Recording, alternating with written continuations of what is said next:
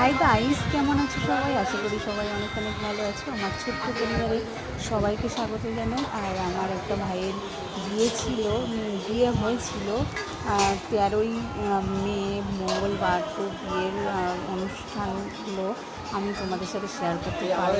তো চলো একে একে শেয়ার করবো সব কিছুই। তো ভিডিওগুলো আমার করা ছিল, আমার শেয়ার করা হয়নি। তো চলো ভিডিওগুলো শেয়ার করি তোমাদের সাথে। আর এটা ছিল আশীর্বাদ পর্ব। ভাইয়ের সকালে আশীর্বাদের জন্য জোগাড় হচ্ছিল, আর তারপর নানিমুখের